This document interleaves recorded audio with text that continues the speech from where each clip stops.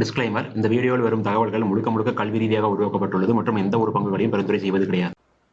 Hello friends, இந்த வீடியோவில் ஒரு சில இண்டெக்ஸஸ்னுடைய டெக்னிக்கல் மூவ்மெண்ட்டை பற்றி பார்க்கலாம். ஸோ அதில் ஃபஸ்ட்டு வந்து பார்த்தீங்கன்னா நிஃப்டி இன்னைக்கு வந்து பார்த்தீங்கன்னா நம்மளுக்கு ஒரு 103 பாயிண்ட் பாசிட்டிவாக போயிருக்கு. இன்னைக்கு மார்னிங் ஓப்பன் ஆனதுலேருந்து நல்ல ஒரு ஏற்றத்தில் தான் உங்களுக்கு முடிஞ்சிருக்கு. அட் த சேம் டைம் நம்ம லாஸ்ட்டாக சொல்லியிருந்தது வந்து பார்த்தீங்கன்னா நம்மளுக்கு நிஃப்டியில் நேற்றுக்கு இந்த கேண்டிலே வந்து நம்ம மென்ஷன் பண்ணியிருந்த அந்த நெக் பாயிண்ட் அந்த ரெசிஸ்டன்ட் லெவலில் திரும்ப பிரேக் பண்ணியிருக்கு அப்படின்னு சொல்லியிருந்தோம்.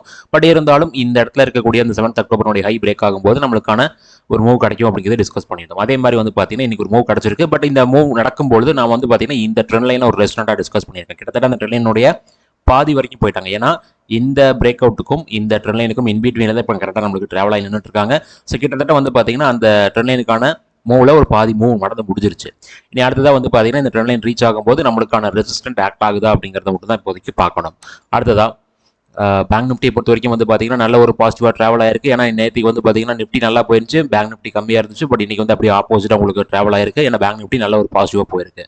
ஸோ அதில் பர்டிகுலராக வந்து பார்த்தீங்கன்னா நாம டிஸ்கஸ் பண்ண ஒரு பிரைவேட் பேங்க் வந்து இன்னைக்கு ஒரு மிகப்பெரிய ஒரு ஏற்றத்தை கொடுத்துருக்கு. அதை வந்து நம்மளுடைய மெம்பர்ஷிப்பில் இன்னைக்கான வீடியோவில் டிஸ்கஸும் பண்ணுறேன் நான்.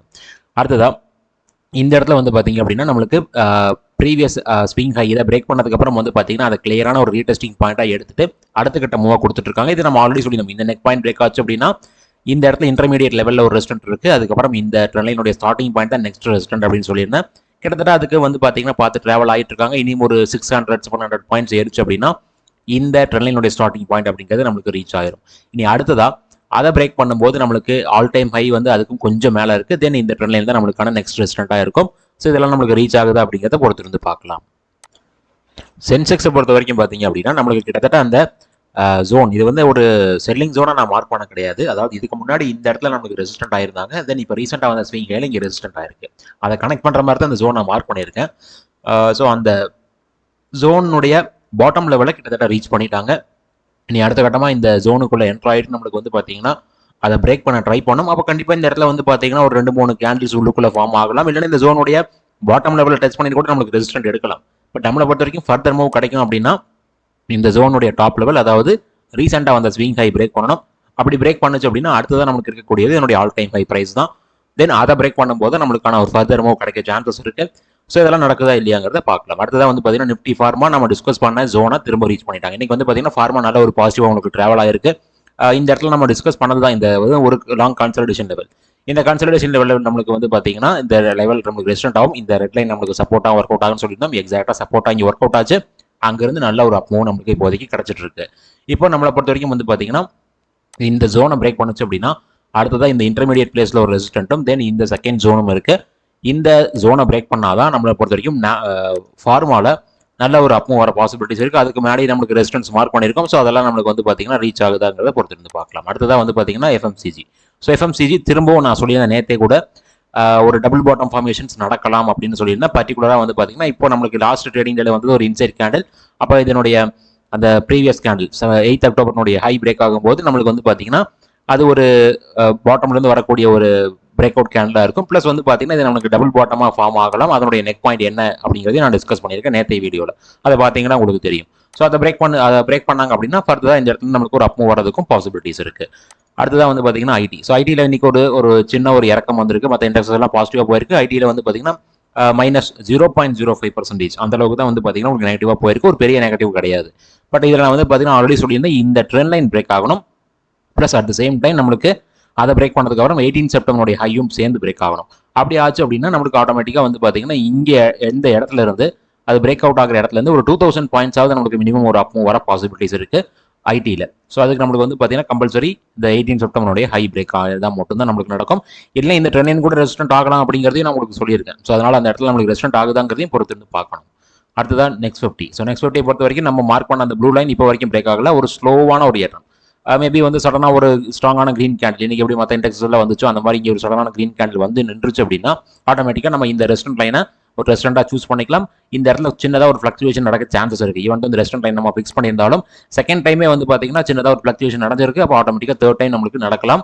அதனால அதை பிரேக் பண்ணிடுச்சு அப்படின்ட்டு நம்ம டேரெக்டாக வந்து பார்த்தீங்கன்னா ஒரு பாசிட்டிவ் சைடு போகக்கூடாது. அதை நான் இப்போவே சொல்றதுக்கான காரணம் என்ன அப்படின்னா நான் அன்னைக்கு போய் ரீச் ஆகும்போது இதுக்கு முன்னாடி அதான் நீங்கள் ரெசிஸ்டன்ட் சொன்னீங்க, இப்போ எதுக்கு மாற்றி சொல்கிறீங்கன்னு நிறையா கேட்கலாம். ஸோ அதுக்காக தான் வந்து பார்த்தீங்கன்னா நான் இப்போவே சொல்லிட்டேன். அடுத்ததான் வந்து பார்த்தீங்கன்னா பிஎஸ்யூ பேங்க் இண்டெக்ஸ். நான் சொன்ன மாதிரி பிஎஸ்யூ பேங்க் இண்டெக்ஸ் பாசிட்டிவாக இருக்குது. இன்னைக்கு பேங்க் நிஃப்டி பாசிட்டிவாக போனதுக்கு முக்கியமான காரணம் பிரைவேட் பேங்க்கும் ஒரு சிலர் நல்லா ஏறி இருக்கு. அட் த சேம் டைம் வந்து பார்த்தீங்கன்னா பிஎஸ்யூ பேங்க்ஸும் ஏறி இருக்கு. இன்னைக்கு கிட்டத்தட்ட வந்து பார்த்தீங்கன்னா ஒரு 1.67%. இன்னைக்கு இண்டெக்ஸஸ்லேயே பார்த்தீங்கன்னா அதிகமான ஏற்றம் கொடுத்தது வந்து பார்த்தீங்கன்னா பிஎஸ்யூ பேங்க் இண்டெக்ஸ் தான். இந்த இடத்துல நம்ம வந்து பிரேக் அவுட் நடந்ததுக்கு அப்புறம் வந்து நம்ம டிஸ்கஸ் பண்ண இந்த மூவ்ஸ்ல மெஜாரிட்டி ஆஃப் தி டைம் வந்து பார்த்தீங்கன்னா உங்களுக்கு பிஎஸ்யூ பேங்க் இண்டெக்ஸ் உங்களுக்கு பாசிட்டிவாகவே ட்ராவல் ஆயிருக்கு. மற்ற இண்டெக்ஸஸ் வந்து பார்த்தீங்கன்னா ஈவன் தான் நெகட்டிவாக போயிருந்த சமயத்தில் கூட.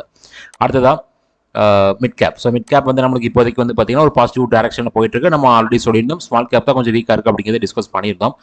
பட் இந்த இடத்துல வந்து பார்த்தீங்கன்னா நம்ம டிஸ்கஸ் பண்ணது 19 செப்டம்பருடைய ஹை அண்ட் லோ ஒரு ரெஸ்டாரண்ட்டாக ஒர்க் அவுட் ஆகும் அப்படின்ட்டு கிட்டத்தட்ட அந்த லோயஸ்ட் பாயிண்ட்டுக்கு பக்கத்தில் வந்துட்டாங்க. ஸோ நீ அடுத்ததாக வந்து பார்த்தீங்கன்னா இந்த இடத்துல நம்மளுக்கு ரெசிஸ்டன்ட் ஆகுதா இல்லையாங்கிறத பொறுத்திருந்து பார்க்கலாம். அது பிரேக் ஆனாலும் அடுத்த ரெசிஸ்டன்ட் நம்மளுக்கு இந்த பீக்கில் இந்த லைனில் நமக்கு இருக்க தான் செய்யுது. இந்த ப்ளூ கலர் லைன் அதை நம்மளுக்கு சேர்ந்து பிரேக் பண்ணால் மட்டும் தான் நம்மளுக்கு ஃபர்தர் மூவ்.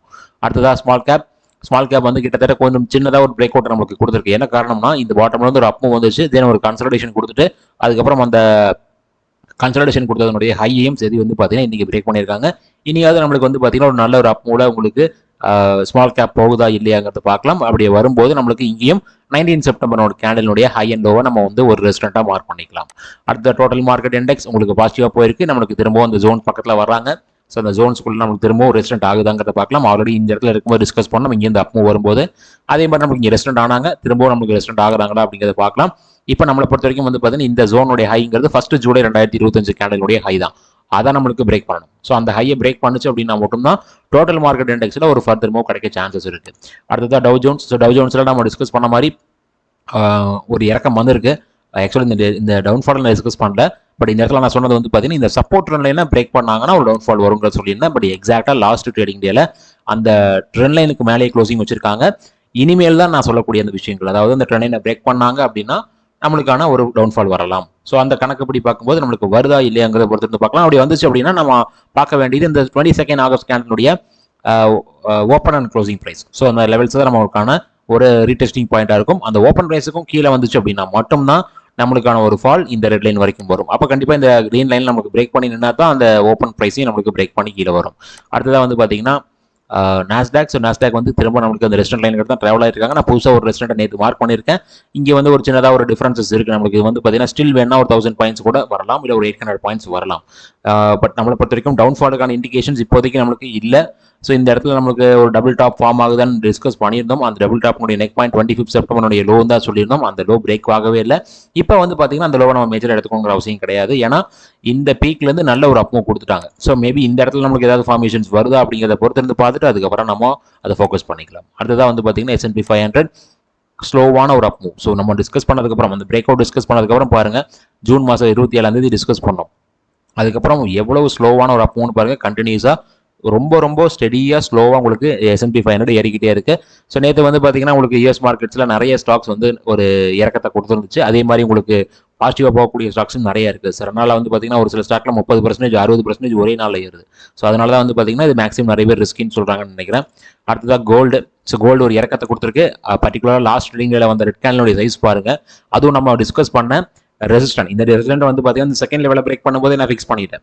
ஸோ இப்போ அந்த ரெசிஸ்டன்ட் வந்து பார்த்தீங்கன்னா இங்கிருந்து வந்து அப் மூவ்ல இந்த அளவுக்கு பெரிய ரெட் கேண்டில் எங்கேயுமே ஃபார்ம் ஆகல. ஸோ இந்த இடத்துல ஒரு ரெட் கேண்டில் ஃபார்ம் ஆயிருக்கு, இங்கே ஒரு ரெட் கேண்டில் ஃபார்ம் ஆயிருக்கு, எல்லாமே சிறுசு தான். பட் நம்ம மார்க் பண்ண அந்த ஹையஸ்ட் லெவல், ஒரு பீக் லெவல், இதுதான் அது கடைசி டெக்னிக்கல் ரெசிஸ்டன்ட் அப்படிங்கிறத நான் சொல்லியிருந்தேன்.